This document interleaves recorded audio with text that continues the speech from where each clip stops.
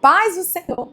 Bom dia, boa tarde, boa noite, boa madrugada, gente. Deus abençoe você.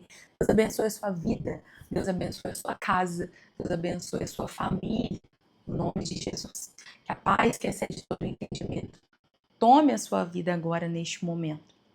Gente, chegamos ao capítulo 12. Hoje, a 13ª aula. E essa é a nossa última aula gravada. A aula do capítulo 13, ela vai ser uma aula ao vivo, participativa, né? E então, por isso, eu já quero te pedir para ativar o sininho, se inscrever no canal e mandar esse vídeo para todo mundo aí que você, no grupo da sua igreja, manda no grupo da sua igreja, no seu grupo de escola dominical, seu grupo de estudos bíblicos, de devocional, tá? Que você também vai estar contribuindo para que essa mensagem chegue a mais pessoas. Não seja egoísta, tá? Compartilha aí. Papel, caneta, Bíblia, Almeida Revista Corrigida na mão. E hoje nós vamos para o capítulo 12, tá? As perguntas que vocês têm deixado, muitas delas, elas são respondidas ao longo dos vídeos, né? E a maioria das eu não consigo respondê-los por aqui, tá? Então, o que a nossa intenção é também fazer uma aula com algumas perguntas e algumas respostas pré-selecionadas pela nossa equipe para que nós possamos tirar dúvidas. Mas eu já vou anunciar para vocês que em breve o meu curso completo de teologia, que é diferente, por exemplo, de explanar o livro todo, como nós fizemos com Hebreus, vai estar disponível para você. Não vai ser um curso gratuito, como vocês estiveram aqui, não que vai faltar material gratuito aqui, mas é muito diferente de tudo aquilo que vocês já viram até então, tá? Então, vocês já fiquem atentos aí às redes sociais, atentos, né? Ao YouTube, ao TikTok, ao Instagram, né? Para que vocês tenham acesso. Lá sim é um ambiente onde aluno e professor interagem e nós temos aí essa troca, tá? Naquilo que está dentro da nossa possibilidade. Sem mais delongas, tá? Hoje nós vamos estudar o capítulo 12. O capítulo 12 tem 29 versículos e nós já vamos partir caminhando para o final desse livro que tem 13 capítulos. O desafio de hoje para vocês nos comentários é para que vocês deixem aí sugestões de uma próxima exposição bíblica, ou seja, que livro da Bíblia do Antigo ou do Novo Testamento vocês gostariam de ver capítulo a capítulo, como vocês viram Hebreus, tá? Então deixa aí para mim nos comentários, deixa Deus te usar aí e vamos juntos crescendo para a glória de Deus. Vamos orar? Senhor, muito obrigada pelo privilégio e a condição que o Senhor nos deu de estar aqui. Se o Senhor ainda não tiver voltado até a data da publicação deste vídeo, eu peço ao Senhor que acrescente a nossa fé. Eu peço ao Senhor que o teu nome seja glorificado. Jesus, abra o nosso entendimento, Espírito Santo, abre o nosso coração e nossos ouvidos e fica conosco durante este estudo, em nome de Jesus. Amém. Amém? Vamos lá? Nós já falamos de fé, nós já falamos aqui da superioridade de Cristo em relação a Moisés, em relação aos anjos, em relação a Melquisedeque, em relação a Arão.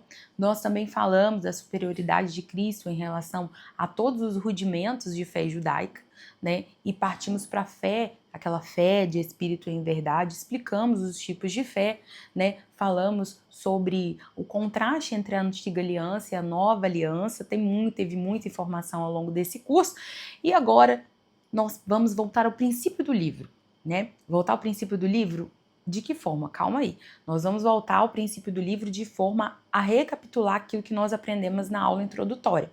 Vocês lembram que eu falei para vocês que o livro, essa carta, né, essa epístola, ela foi escrita num período, assim, mais ou menos datado, nós não temos a data certinha, né, do ano 60 ou 70 depois de Cristo.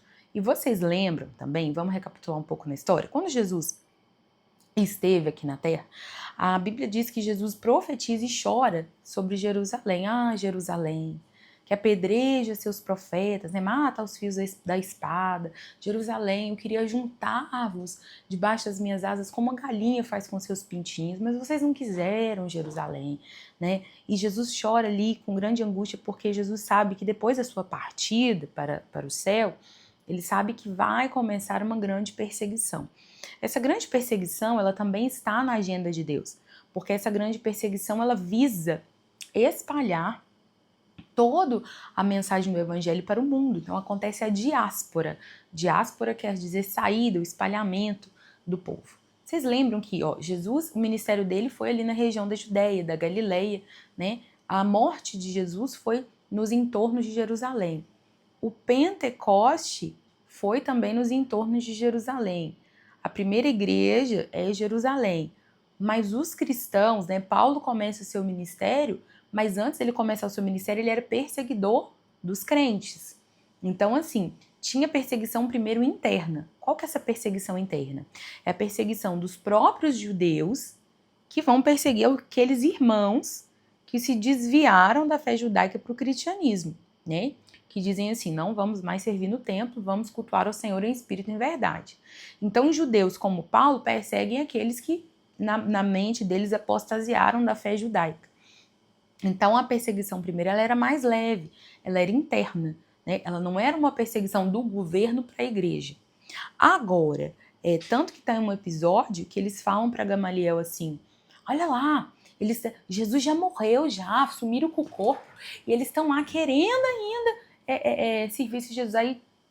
Aí Gamaliel fala assim, se esse movimento aí for de Deus, ele vai expandir. Se esse movimento aí não for, não preocupa, não. Daqui isso é fogo de palha, daqui a pouco acaba. Não acabou até hoje, né? Então, a gente precisa pensar que o povo agora, eles estão começando a chegar no ápice da perseguição, onde a perseguição ela deixa de ser uma perseguição interna e ela começa a ser uma perseguição externa também. Ou seja, o governo agora começa a dizer: vocês antes podiam adorar a quem quiserem, mas agora vocês não podem mais não. Agora, ser cristão está proibido.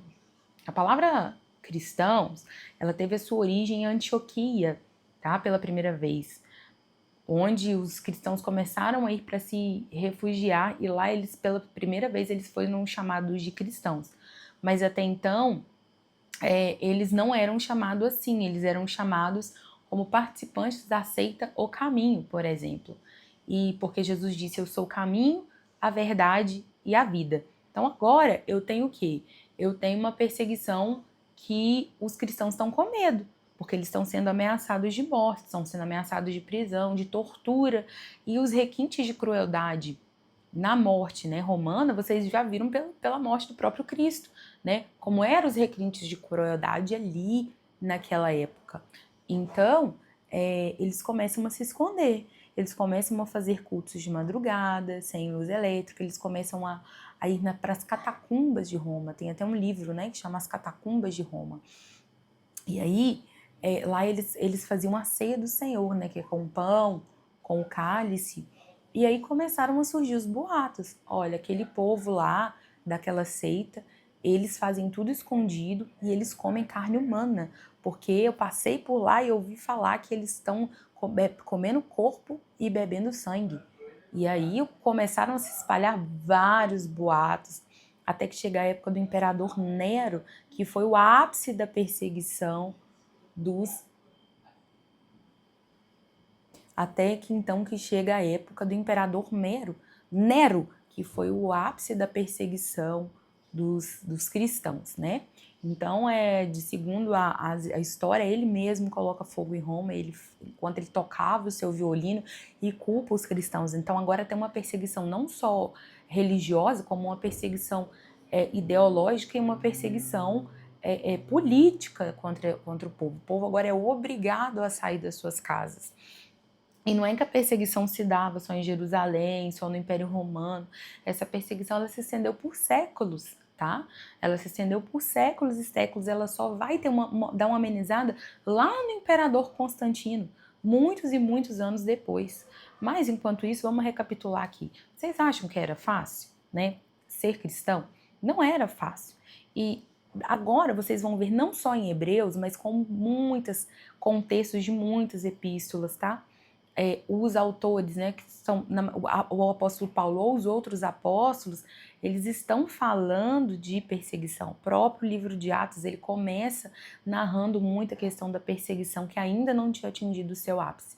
No ápice da perseguição é quando Paulo foi decapitado pelo imperador por ordem de Nero, por exemplo, né? Então, nos escritos de Paulo, eles estavam caminhando para essa explosão dessa perseguição, onde eles vão ter que sair, eles não têm direito mais de ficar nas suas casas, no seu país, eles vão ser extraditados, eles vão ser mortos. Só que esse espalhamento dos cristãos, tanto como dos judeus, ele serve para espalhar também o evangelho, porque onde chega um crente também chega o evangelho, né? E isso também estava na agenda de Deus. Mas não é porque isso estava na agenda de Deus que os homens vão naturalmente, quando eu digo naturalmente, eu creio em Jesus e isso me dá força para ver os meus 3 filhos, os meus 5 filhos serem colocados na parede, serem fuzilados, a minha esposa, o meu esposo ser fuzilado, e eu ver aquilo tudo e falar, eu creio em Jesus, então tá bom, né? Muitas pessoas negaram a Cristo. Muitas pessoas, né? Por dentro eles diziam, não, eu continuando acreditando em Jesus, mas muitas pessoas negaram a Cristo. Gente, vocês querem prova? Por exemplo, Nicodemos. Nicodemos era um doutor da lei, né? E Nicodemos fazia parte do Sinédrio, ele seguia Jesus de maneira secreta. Ele pediu o corpo de Jesus para Pilatos, mas ele nunca chegou no Sinédrio e falou assim, não, eu creio em Jesus e eu tô fora disso aqui, tá? Então essas pessoas, elas seguiam a Jesus, mas elas temiam pelas suas próprias vidas. Só que muitas delas vendiam, né? Vendiam a sua fé. Então, dizendo assim, não, a partir de hoje, então, eu vou adorar outros deuses. Se esse é o problema, eu vou adorar outros deuses. Então, tem níveis e níveis, né, dentro da perseguição. E agora, no capítulo 2, o autor volta para o propósito dessa carta, depois de explicar tudo. Então, por que ele gasta 11 capítulos explicando tudo? Ele explica a razão e o motivo da nossa fé, né, tá? A nossa fé, gente, não é uma fé burra, não é uma fé robótica. A nossa fé não é assim, é um cabresto que é colocado e fala, você tem que acreditar assim, porque aí acabou. Não, não é isso que Deus nos orienta. É examinar as escrituras, né? Lâmpada para os meus pés é a sua palavra e luz para os meus caminhos. Então, assim, ele gastou aqui 11 capítulos falando para o povo, dizendo assim, gente, vocês precisam se atentar aos motivos da vossa fé. E que essa fé não foi de um dia para a noite, ela foi construída desde o Gênesis, né? E o Cordeiro foi morto antes da fundação do mundo. Vocês precisam entender que a fé de vocês precisa ser sólida e os motivos da solidez da fé é essa. E ele vai provando desde o Antigo Testamento que todos estes que venceram pela fé não é de agora, tá? No Antigo Testamento também todo mundo que venceu pela fé. Assim como no Novo Testamento, como eles venceram, nós agora também vamos vencer. E aí, ele também vai um pouco além, porque agora no capítulo 12, ele não vai só exortar os crentes a permanecer na fé, mas como ele também vai explicar os motivos da provação. O primeiro motivo eu já deixei aqui para vocês muito claro, né, que é esse espalhamento dessas pessoas pelo mundo. Agora, existem mais motivos, e esses motivos você deve estar pensando assim, eu não tô sofrendo perseguição. Aqui no Brasil, ou seja, lá de onde você está vendo esse vídeo, eu sei que tem gente dos Estados Unidos, de Portugal, de Angola, que está assistindo com a gente, e você pode estar pensando assim, aqui ninguém é morto por causa disso, não. Mas, então, o que acontece? Não é só ser morto por causa de Jesus. A gente precisa entender que a nossa fé, ela tem a implicação de trazer consigo sofrimento. Nós estamos vivendo um tempo que o evangelho está muito deturpado, né? Se é que nós podemos chamar essa nova pregação aí de evangelho. É um evangelho totalmente triunfalista que diz que é como se Deus fosse um empregado que estivesse com uma bandeja na mão pronta a nos servir a todo tempo. E não é assim que funciona, tá? O evangelho, ele implica sofrimento, o evangelho, ele implica dores, o evangelho, ele implica provações, e não é porque isso é mero capricho de Deus. Isso é porque o Senhor explica para nós na sua palavra. Vamos ler o que está escrito? Ele diz, portanto, ou seja, depois de tudo que eu falei aqui para vocês, nós também. Então, ele está falando de Abel, falou de Abraão, falou de Melquisedeque, ele falou dos anjos, ele falou de Moisés, e agora está falando de nós, né? Nós também, pois que estamos rodeados de uma tão grande nuvem de testemunhas. Será que o testemunho desses homens, né? É lógico, faz aí, eu tô fazendo uma pergunta para você, responde para si mesmo. Quando você lê a Bíblia, você vê fraqueza, né? Fraqueza, incapacidade dos homens, como esterilidade, idade, medo, ser fugitivo, ser chamado de assassino, ser chamado de adúltero, né? Como o caso de Davi, como o caso de Moisés. E você vê a trajetória desses homens pela fé. E você vê a graça de Deus manifesta na vida desses homens, em que esses homens venceram. Isso não te anima a continuar? Fala, poxa, o Deus de José é o meu Deus. Poxa, o Deus de Maria é o meu Deus. Poxa, o Deus de Samuel é o meu Deus. Então, quer dizer que o Deus dos apóstolos é o meu Deus. Se eles venceram, a prova viva, é um testemunho deles, me encoraja a vencer. Então, ele está dizendo, existem testemunhas agora do mesma forma que estão olhando para a sua vida. Tá? Estamos rodeados de uma tão grande nuvem de testemunhas. E o que nós devemos fazer? Primeiro, acordar. Acordar. Deixemos todo o embaraço e o pecado que de tão perto nos rodeia e corramos com paciência a carreira que nos está proposta. É difícil. É mais fácil viver uma vida pecaminosa. Agora deixa esse embaraço, tá? E a carreira que está proposta, você vai ter que ter paciência passar por ela, porque ela não é fácil, tá? Olhando para Jesus, autor e consumador da fé, o qual pelo gozo que lhe estava proposto suportou a cruz, desprezando a afronta, sentou-se à destra de Deus.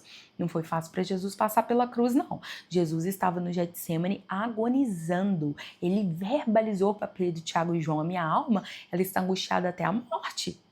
Pai, se possível, por favor, passa de mim esse cálice. Deus mandou um anjo do céu para consolar Jesus. Ele estava suando lágrimas de sangue. Ele está dizendo, tem alguma outra maneira? Mas na hora que ele lembra da promessa, que ele lembra que um dia ele vai arrebatar a igreja, que ele lembra que nós somos a sua herança, ele diz, vale a pena. Eu vou suportar tudo isso.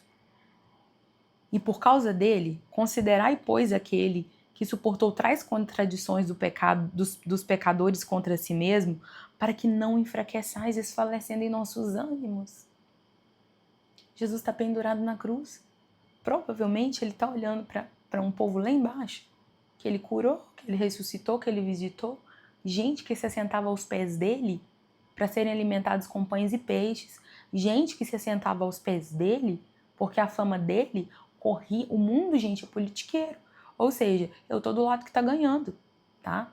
Então, assim, o Senhor tá nos convidando, não vai andar segundo a multidão, porque a multidão era... Cadê aqueles 5.000 homens, fora mulheres e crianças, que Jesus deu graças porque ele não tinha coragem de despedir eles com fome? Cadê aquele tanto de gente que Jesus curou? Provavelmente muitos deles estavam gritando em praça pública dizendo, soltem Barrabás, crucifiquem a Jesus. Aquilo deve ter doído mais do que a coroa de espinhos. Agora, ele considerou tantas contradições e afrontas dos pecadores, você não pode aguentar nada, ele sendo filho de Deus. É isso que o autor de Hebreus está puxando a gente para a realidade, tá? Ainda não resististe até o sangue, combatendo contra o pecado. Essa resistência até o sangue, ela não é contra o Império Romano, contra os imperadores, contra os juízes, contra o governo, contra os partidos políticos. Essa resistência é contra o nosso próprio pecado, tá? Se precisar eu cortar minha mão fora porque ela me escandaliza, eu preciso. Se precisar abrir mão de algo porque eu sei que aquilo ali está me trazendo condenação, entristecendo o Espírito Santo, eu preciso. Se precisar jejuar, eu vou jejuar. Se precisar resistir mais, eu preciso combater o pecado, eu preciso combater as ideologias malignas, eu preciso me posicionar. E já vos esquecestes da exortação que argumentava convosco como filhos? Aí agora ele volta de novo para o Antigo Testamento e ele diz assim, olha, ele cita o Antigo Testamento porque ele está dizendo, primeiro, o motivo pelo qual nós devemos, olhando para Cristo como exemplo, de suportar as perseguições. Agora, ele tá dizendo assim, só que as perseguições, o motivo que você tem que suportar, e as tribulações, agora eu vou colocar aqui, aplicar para o nosso contexto, as tribulações, né? Aí eu caio lá em Asaf que diz assim, poxa, eu tô fazendo tudo certo e eu saio na rua, eu não tenho saúde e comida dentro de casa, na hora que eu saio na rua, os ímpios estão lá, né? Comendo e bebendo, parece que não tem nem uma formiga que pica o pé deles. Como é que eu vou fazer? Aí, Como é que eu vou fazer para entender essa lógica de Deus? Será que verdadeiramente Deus me ama? Será que vale a pena servir o Senhor? Aí ele diz assim, você não está entendendo, porque às vezes os ímpios não são provados como os justos. Às vezes os descrentes não são. Claro que o dia mau, ele vem para o bom e para o mal, para o ímpio e para o justo, para o crédulo e para o incrédulo. A chuva e o sol vai nascer para todo mundo, a chuva vai cair para todo mundo, o sol vai nascer para todo mundo, a noite vai cair para todo mundo. Mas existem situações específicas que não são da vida, tá? Não são da vida e nem do diabo. A gente acha que quando acontece alguma coisa, sempre ou é o diabo, alguma coisa de ruim, ou sempre é o diabo aos nossos próprios olhos, é ruim aos nossos olhos. Ou é o diabo ou é alguma coisa da vida. Tem coisa que é do próprio Deus. Aí ele vai citar o Antigo Testamento dizendo, vocês já estão esquecendo da exortação que argumenta convosco como filhos, ou seja, uma exortação de pai para filho? Essa exortação não é dada para o mundo, essa exortação é dada para os filhos, que diz assim, filho meu, não desprezes a correção do Senhor e não desmaies. O que é desmaiar? Perder a força. Ai, não tô dando conta, vou morrer. Ai, não dou conta. Ai, não, isso aqui é muito para mim e tal. Não desmaies quando por ele quem? Pelo Senhor, fores repreendido. Porque o Senhor corrige ao que ama e açoita qualquer que recebe por filho, tá? Se suportais a correção, Deus vos trata como filhos. Por quê? Que filho há a quem o pai não corrige? Mas, se estáis sem disciplina, da qual todos são feitos participantes, sois bastardos, não sois filhos. Além do que, tivemos nossos pais segundo a carne para nos corrigirem, e nós os reverenciamos. Não nos sujeitaremos muito mais ao Pai, com P maiúsculo, dos Espíritos para vivermos? Porque aqueles, na verdade, por um pouco de tempo nos corrigiam como bem lhes parecia, mas esse para o nosso proveito, para sermos participantes da sua santidade. E, na verdade, toda correção ao presente não parece ser gozo, senão de tristeza, mas depois produz um fruto pacífico de justiça nos exercitados por ela. Vamos lá. O que esse texto diz? São vários pontos.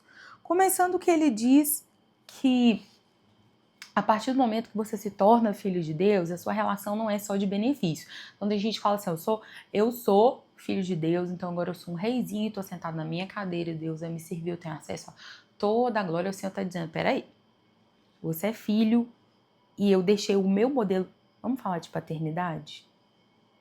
O texto de baixo para cima, que também é uma ferramenta hermenêutica. Olha só. Satanás conhece esse livro, tá? Ô, gente, a paternidade é algo que Satanás tem trabalhado, assim, tremendamente contra.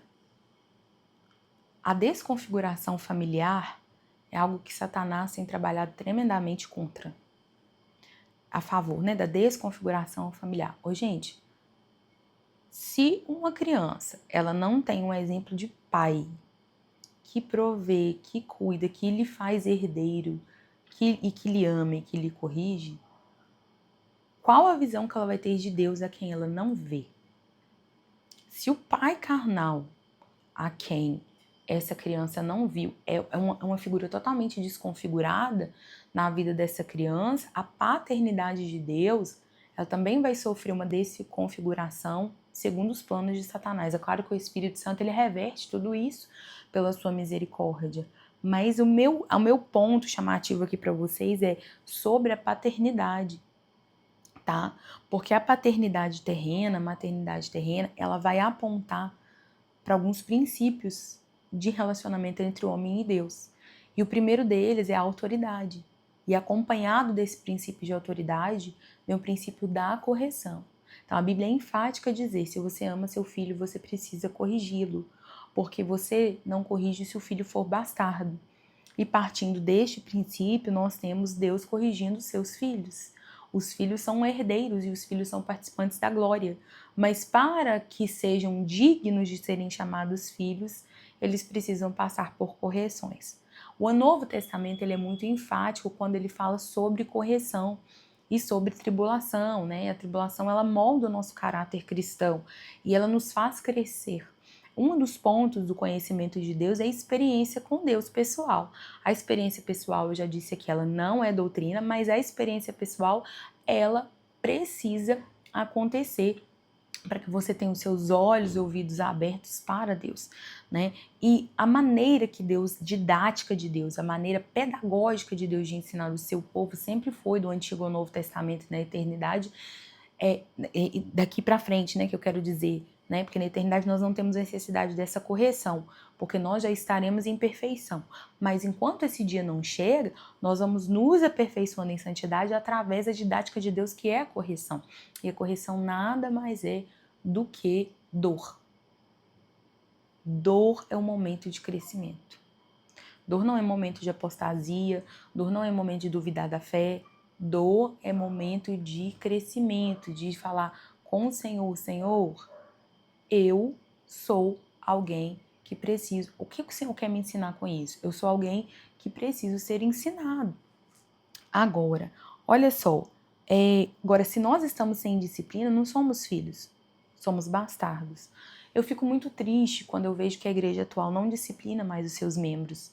Eu fico muito triste quando a igreja atual varre para debaixo do tapete casos gravíssimos que devem ser denunciados, casos gravíssimos que devem ser corrigidos, né? Simplesmente por proteção de nomes de placas de igreja e instituição. E o Senhor vai trazer tudo isso a juízo, não há nada que está encoberto diante de Deus.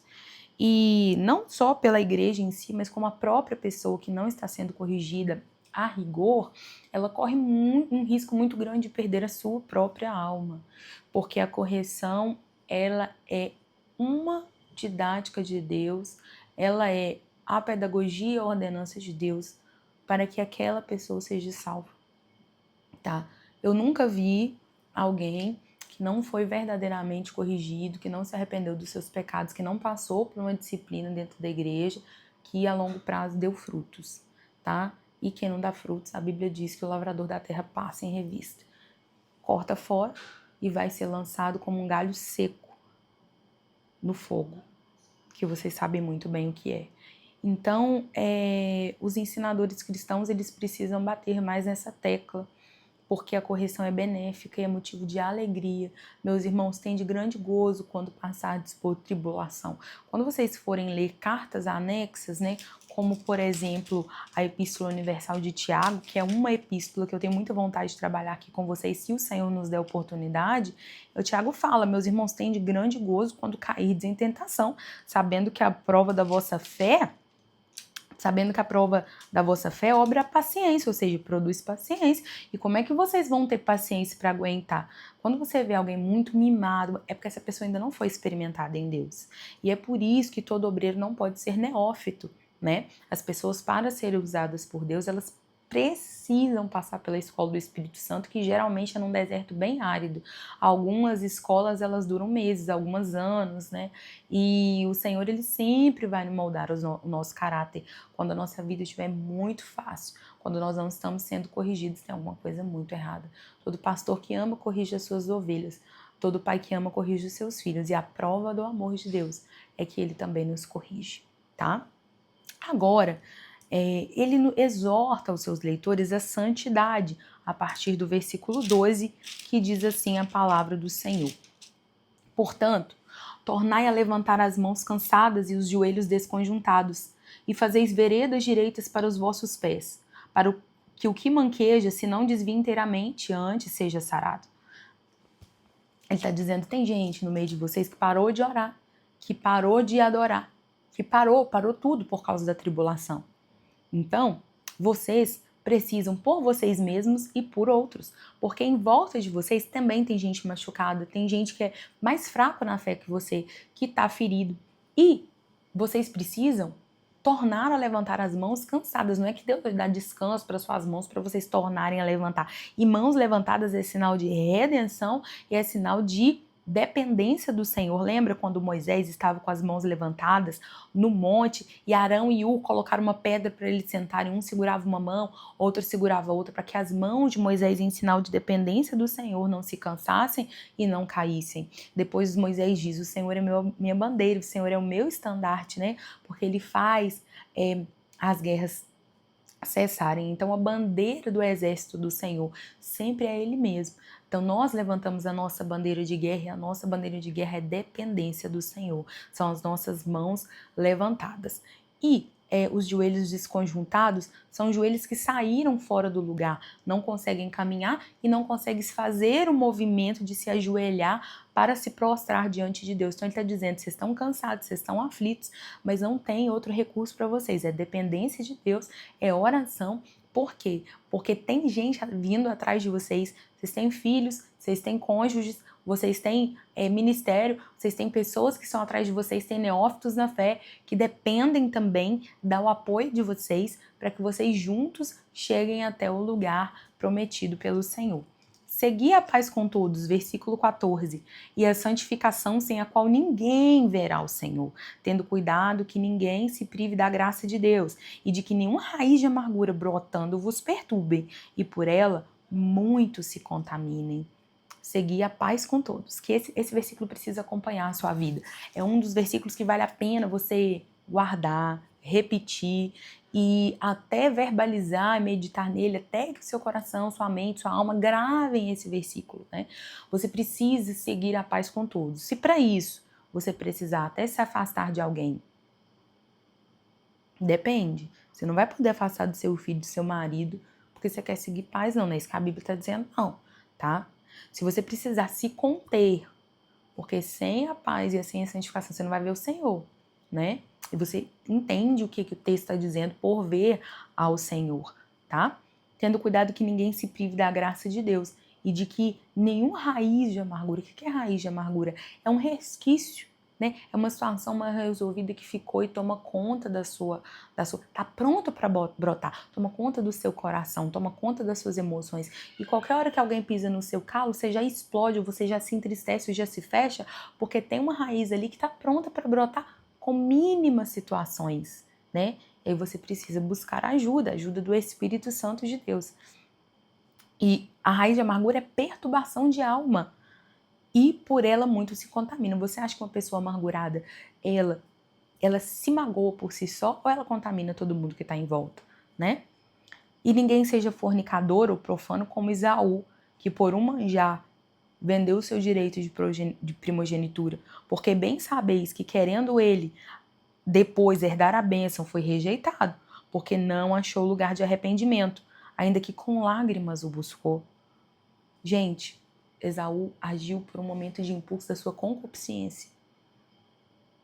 E a Bíblia é enfática, né? Esaú chegou faminto da caçada e dando lugar à sua carne, ouvindo o seu corpo. Ele não ia morrer se ele esperasse para poder comer. Mas ele, tá. A primogenitura é uma coisa que eu nem sei se eu vou ter, nem sei se eu vou estar vivo, nem sei. Eu quero viver o hoje. E depois, quando ele viu, já era tarde demais. Então esse negócio de vou ali, vou experimentar um pouco, eu preciso, né? Eu sou homem, ou eu sou mulher, eu tenho meus sentimentos, eu mereço ser feliz. Isso é conversa do diabo. Você precisa de Jesus. Você não precisa de coisas, você precisa do céu. Você precisa do Espírito Santo. E agora, ele diz assim: por que não chegastes ao monte palpável, aceso em fogo, e a escuridão e as trevas, a tempestade, o sonido da trombeta, a voz das palavras, aos quais os que ouviram pediram que não lhe falasse mais, porque não podia suportar o que se lhes mandava. Se até um animal tocar o monte, será apedrejado. Ele está fazendo uma alusão aos episódios de Moisés. Quando o povo de Israel pecou contra o Senhor no deserto, o Senhor ameaçou deixá-los. E o Senhor, depois da intercessão de Moisés, o Senhor disse assim: olha, então fala para Israel se despir, né, dos seus colares, suas joias, suas roupas, santificar, proclama em jejum, porque eu vou aparecer. Então o Senhor, ele manda sobre o monte uma espécie de nuvem, o monte fumegava, trovejava, balançava, E se até um animal tocasse no monte, ele seria morto pelo peso da glória e do juízo de Deus.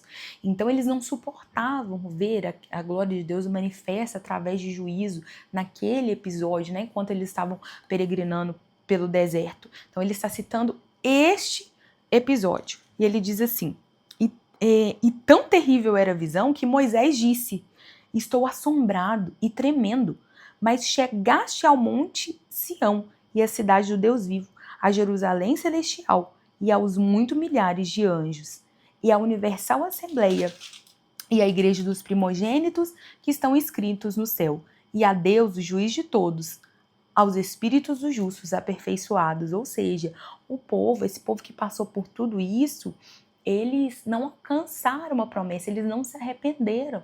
Tanto que eles passaram pelos juízos de Deus, não se arrependeram, continuaram incrédulos. E lembra o que aconteceu com eles? Todo homem, todo ser humano de 20 anos acima que saiu do Egito, o Senhor esperou 40 anos até que os corpos deles tombassem no deserto e só puderam entrar em Canaã, fora Josué e Caleb, aqueles de 20 anos para baixo que tinham saído do Egito. Deus fez uma limpa ali no meio dos incrédulos.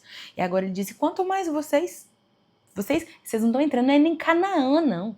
Vocês não estão pegando uma chave de apartamento na construtora, não. Tá? O que foi anunciado para vocês foi um céu de glória. O que foi anunciado para vocês foi muito maior. E eu estou falando a vocês por palavras. E a Jesus, o mediador de uma nova aliança, não foi através de Moisés. As palavras de que vocês têm um descanso, de que vocês têm um repouso, não foi dada através de Moisés. Foi dada através de Jesus, que é Deus, que é mediador de uma nova aliança. E o sangue de aspersão não foi o sangue de Abel, não foi o sangue dos cordeiros que foi passado na porta dos hebreus lá no Egito, porque o anjo da morte ia passar meia-noite. Não, foi o sangue de Jesus, tá? E vede que não rejeiteis ao que fala. Porque se não escaparam aqueles que rejeitaram uma terrinha, tá? Deus podia ter pensado assim, poxa, é só uma terra. É só um pedacinho de terra. Vou deixar eles, né? Tem 40 anos, né, coitado, que eles estão andando aqui. Vai, entra. Deus está dizendo não. Então, né, vai, entra. E Deus está dizendo assim, não. É uma terra aqui em Canaã, mas eles não vão entrar. Eles vão morrer no deserto. Tem 40 anos que eles estão andando, não interessa. Os desobedientes vão ficar no deserto. Aí vocês acham que a quem está sendo prometido uma terra que não é construída por mãos humanas, que não é terra de pó, é terra celestial. Vocês acham que vocês vão entrar de qualquer maneira? Certo? A voz do qual moveu então a terra agora anunciou, dizendo, ainda uma vez comoverei, não só a terra, senão também o céu. E esta palavra, ainda uma vez, mostra a mudança das coisas móveis como coisas feitas para que as imóveis permaneçam. Ou seja, olha o que aconteceu com as coisas que eram móveis, com as coisas que eram perecíveis. Vocês acham que o céu então não é real? A terra que foi prometida centenas de anos antes para Abraão, o Senhor cumpriu a sua promessa. Vocês acham que a terra que foi prometida pela boca do próprio Cristo, ela não é real? Acende a esperança em vossos corações. Agora, o que ele diz aqui no versículo 28? Pelo quê? Tendo recebido um reino que não pode ser abalado, né? A gente sabe que em Canaã, depois, os inimigos iam lá, destruíam muros, eles arrebentavam com tudo, até o templo, eles entraram. Agora, os céus, ele não pode ser abalado. Não tem inferno, não tem potestade, não tem míssel, não tem NASA, não tem FBI, não tem Casa Branca, não tem Pentágono, não tem Al-Qaeda, não tem ninguém que alcance esse céu, tá? Um reino não pode ser abalado. Retenhamos a graça. Graça é favor imerecido. Você recebeu, segura aí. Pela qual sirvamos a Deus agradavelmente. Com reverência e piedade, não é de qualquer maneira. E governados pelo amor. O que governa a nossa vida cristã é a graça, a fé e o amor. A Bíblia diz: agora, pois, permanecem a fé, a esperança e o amor, mas o maior deles é o amor. E o versículo 29 termina o capítulo 12, dizendo: porque o nosso Deus é um fogo consumidor. Eu vim aqui alertar, eu vim ensinar, mas eu vim também deixar um aviso. O nosso Deus é fogo consumidor. No livro do profeta Joel, ele diz: toca a trombeta em Sião, porque à frente do Senhor é um jardim do Éden, e atrás só há fogo e fumaça e cinzas. Joel está dizendo: quando o juiz desce na terra, onde ele não passou ainda, é uma beleza. Mas depois que ele passa, você só vai ver resquícios de destruição. Deus faz isso, professor, ele faz, ele sempre fez. Lembrai-vos da mulher de Ló, lembrai-vos do dia de Noé, e ele vai continuar fazendo, tá? Antes da igreja ser arrebatada. Existe uma promessa para a igreja. Retenha firme a sua confissão, se encha do Espírito Santo, é viver ou morrer. E para o mundo existirão também sinais. Os sinais não vão ser chuva de fogo e enxofre, os sinais não é mais um dilúvio, os sinais serão reino contra reino, nação contra nação, filho contra pai, pai contra filho. Só ligar os noticiários, não demora 5 minutos e você vai ver que as dores de parto já estão aumentando. E proporcionalmente ao aumento das dores de parto, a igreja precisa aumentar no poder do Espírito. E isso tem acontecido. O nosso Deus é um fogo consumidor. E a cobrança do fogo consumidor começa dos nossos altares. A nossa promessa é grande, mas não vai ser de qualquer maneira que nós vamos chegar lá, não. Esse é o alerta, tá? Assim como a igreja estava passando por uma grande tribulação e era difícil resistir a essa grande tribulação, a igreja hoje ela passa por um grande esfriamento e uma grande apostasia. E como é que nós vamos resistir diante dessa grande apostasia, do grande número de heresias e de um grande esfriamento e incredulidade que nos cerca, né? Então, a provação, ela muda de nome, mas ela não muda o aspecto. Por quê? Porque a provação ainda no meio de nós estamos correndo um grande risco de uma apostasia, nós corremos todos os dias risco da nossa fé ser atacada, nós corremos dentro da igreja mesmo riscos de ouvir heresias atrás de heresias, e se nós não arraigarmos o nosso coração na palavra de Deus, nós também pereceremos. Nosso Deus é um fogo consumidor, nós não somos justificados por desculpas, nós somos justificados pelo sangue do Cordeiro. As nossas desculpas, elas não, nem com muitas lágrimas, depois daquele dia, Deus não se compadecerá, porque o tempo é hoje, o tempo é agora. O sacrifício de Jesus está disponível hoje e agora, né? Depois não adianta bater na porta e dizer: abre a porta para nós. O tempo é agora. Tempo de arrependimento, tempo de colocar azeite nas lamparinas, de ter reserva de azeite, limpar as nossas vestes e colocar óleo sobre a nossa cabeça. Em todo tempo sejam alvos as suas vestes, e que nunca falte óleo sobre a nossa cabeça. Que Deus tenha misericórdia do seu povo, que Deus tenha misericórdia de nós. Amém? Senhor, nós te agradecemos por essa aula, te agradecemos pela tua fidelidade, pela sua exortação, pelo seu alerta. Nós te pedimos, Senhor, que tenha misericórdia das nossas vidas. Nos conduza, Espírito Santo, à oração. Nos conduza, Senhor, às renúncias. Nos conduza a uma vida de santidade, ao exemplo de Cristo, autor e consumador da nossa fé. Essa fé que é tanto falada, que é tanto pregada. O exemplo dela é Jesus. Pai, nós te pedimos que nos guarda o nosso coração, nos ativa, nos incentiva a estudarmos mais a Tua Palavra e termos comunhão com o Teu Espírito Santo. Fica conosco. É o que nós te pedimos e te agradecemos no nome de Jesus. Amém. Obrigada a você que ficou até aqui. E, gente, próxima aula nós temos um encontro ao vivo marcado, tá? A data vai ser anunciada para vocês tanto nos grupos quanto nas redes sociais e eu espero todos vocês aqui. Vai ser uma alegria estarmos juntos. Eu já estou ansiosa por esse encontro. Deus abençoe você, a sua vida e a sua casa, no nome de Jesus.